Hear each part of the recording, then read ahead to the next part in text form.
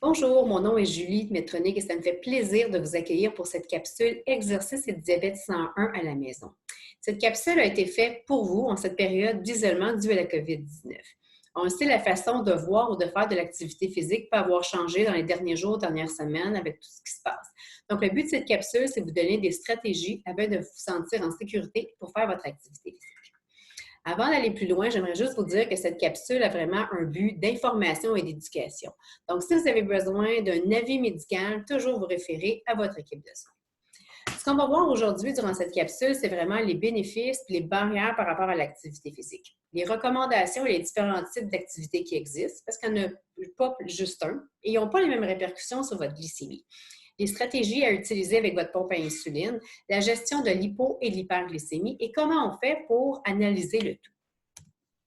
Donc, les bénéfices de l'activité physique, c'est clair que ça augmente notre estime de nous-mêmes, ça améliore la qualité de notre sommeil, ça augmente notre niveau d'énergie, ça va améliorer aussi la capacité mentale et physique et ça va augmenter votre sensibilité à l'insuline. Donc, ça se peut que vous ayez eu des besoins d'insuline qui vont diminuer. En ce qui concerne les baisses, bien, ça va baisser votre stress et Dieu seul sait qu'avec ce qu'on vit actuellement, il y a des gens qui vivent beaucoup de stress. C'est pas facile pour tout le monde. Donc, de bouger puis de faire de l'activité physique, ça peut vraiment nous faire du bien, autant physiquement que mentalement. Ça va diminuer votre tension artérielle et ça va diminuer votre résistance à l'insuline. Au niveau des barrières de l'activité physique, c'est sûr, la motivation. Donc, c'est sûr, c'est plus facile des fois de dire on va rester assis sur notre divan que de sortir dehors pour aller prendre une marche. Si en plus, il faut qu'il fasse plus froid ce matin-là, donc la température ambiante peut justement jouer également sur votre seuil de motivation et peut devenir une barrière. On peut aussi penser à l'hyperglycémie, que ce soit pendant ou après l'activité, d'avoir à gérer les variations glycémiques qu'on n'est pas habitué de gérer si on n'en faisait pas d'activité physique. Des personnes qui vont dire, oui, il va falloir que je fasse plus de glycémie capillaire. Donc, ça peut être toutes des barrières qu'on peut voir, mais surtout la barrière principale que l'on voit, c'est l'hypoglycémie, la peur de faire de l'hypoglycémie pendant ou après l'activité physique. Donc, il faut vraiment voir les pour et le contre par rapport là, à l'activité physique. En ce qui concerne les types d'activités physiques, je vais vous en parler de deux. Fait qu'on a l'activité aérobique. Donc, l'activité aérobique, c'est vraiment, ça utilise un grand groupe de muscles. C'est souvent une activité qui dure plus longtemps dans le temps. Exemple, si je dis qu'on va faire de la course à pied, si on va prendre des marches, si on s'en va faire la natation, on s'en va faire du vélo. Donc, ça, c'est tous des types d'activités aérobiques. Souvent, ce type d'activité va faire diminuer graduellement votre glycémie selon l'activité, dépendamment de la durée et de l'intensité que vous allez y mettre. C'est souvent aussi associé plus souvent associé, excusez-moi, à l'hypoglycémie. Si on regarde les activités anaérobiques, donc vraiment, c'est une activité qui est intense, plus de courte durée, c'est rapide, comme des sprints, si on fait de la musculation, si on s'entraîne avec des bandes élastiques. Et ça, c'est souvent, va faire monter votre glycémie. Donc, de voir que si je fais de l'activité aérobique ou anaérobique, il y en a un qui peut faire monter la glycémie et l'autre peut le faire descendre. Donc, ça n'aura pas vraiment la même répercussion sur votre glycémie. Pensez aussi que l'activité physique peut avoir un effet sur votre glycémie jusqu'à 48 heures après l'avoir fait. Les recommandations, ce qu'on recommande, c'est vraiment de faire de l'activité aérobique, environ 150 minutes par semaine. Et au niveau de l'activité anaérobique, on recommande 2, voire même 3 séances par semaine. Donc, c'est les différents types. Au niveau des stratégies, si vous voyez à l'écran le livre « À vos pompes » qui a été fait par Mike Riddle, mais en français qui a été aidé par Thierry Godet-Savard. Donc, cet outil-là, vous allez retrouver beaucoup d'informations. Donc, ça peut être un outil qui peut être très, très, très, très utile. Donc, si on commence vraiment à regarder les stratégies, avant toute chose, c'est quelle est ma glycémie. Donc, on doit faire une glycémie avant de commencer notre activité physique. On va en faire une dans le milieu de notre activité et une à la fin, dépendamment aussi de la durée et de l'intensité de ce qu'on fait. Est-ce qu'on a de l'insuline active? Ça n'aura pas la même répercussion si on vient de manger 30 minutes ou si ça fait 4 heures que j'ai mangé. Donc, c'est quelque chose qu'il faut tenir en compte.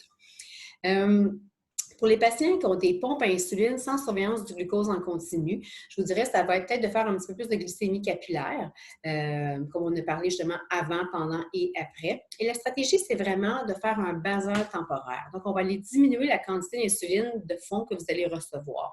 Donc, on va réduire l'insuline 60 à 90 minutes avant l'activité physique et la durée de. Donc, ce qu'on va faire, c'est qu'on va mettre un basal temporaire pour une durée fixe à 50 %. Donc, on réduit de moitié la quantité d'insuline basale que vous allez recevoir. Encore là, c'est des situations, c'est des stratégies qui sont de base. Il faut faire des essais-erreurs. Donc, dépendamment du type d'activité, dépendamment de la durée, ça se peut vraiment que votre stratégie change au niveau du basal temporaire. Pour ceux qui utilisent la surveillance du glucose en continu avec leur pompe, la différence, c'est que vous aurez probablement à faire moins de glycémie capillaire due au port du capteur. Veuillez seulement vous noter qu'il peut y avoir une différence d'environ jusqu'à 15 minutes entre votre glycémie capillaire et le résultat du capteur. Pour ce qui est de la stratégie au niveau du basal temporaire, c'est la même chose. Donc, on l'instaure 60 à 90 minutes avant l'activité physique et on le met durant toute la période de l'activité physique. Et on met le tout à 50 % pour débuter. Et on va voir ce qui va se passer. Pour ceux qui utiliseraient la Minimed 670G en mode automatique, vous le savez, un basal temporaire, ça n'existe pas. Ça va être un objectif temporaire que vous allez instaurer 60 à 90 minutes avant votre activité physique. Veuillez noter que ça se peut que vous ayez à prendre des grammes de glucides, surtout quand on commence. Ça se peut que justement, là, on ait à en prendre pendant l'activité physique ou après. Donc, c'est tout à fait normal. En ce qui concerne l'hypoglycémie et l'hyperglycémie avec l'activité physique, toujours la bonne vieille règle pour l'hypoglycémie du 15-15. Autrement dit, 15 grammes de glucides, on entend 15 minutes, puis on se reteste. Mais quand on prend des sucres, c'est des sucres à action rapide. Donc, ce n'est pas le temps d'arriver avec notre biscuit Oreo, notre verre de lait. Donc, on y va avec des jus, on y va avec des Dexcat, donc ça va faire monter votre glycémie rapidement. Et il n'y aura pas de non-absorption qui va être des glucides qui va être due un peu au retard à cause des gras. Il faut penser aussi que les gens qui utilisent la Minimed 170G avec le mode automatique ou arrêt avant hypo, ça se peut que vous ayez besoin de moins de 15 grammes de glucides pour traiter vos hypos, dû au fait que votre pompe va diminuer, voire arrêter votre perfusion d'insuline quand on va voir que votre capteur a une tendance à la baisse. Au niveau des hyperglycémies, ce que je vous conseille, c'est vraiment d'attendre avant d'aller traiter une hyperglycémie après tout de suite avoir fait un exercice.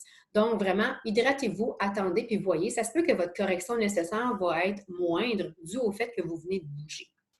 En ce qui concerne l'analyse de notre exercice, ce qu'il faut faire, c'est vraiment un petit conseil de tenir un journal de bord. Quand on commence, c'est vraiment de noter ce qu'on a fait, la durée, l'intensité. Et comme on a vu plus tôt, c'est que dépendamment du type d'activité que j'ai fait, vous n'aurez vraiment pas la même répercussion sur votre glycémie.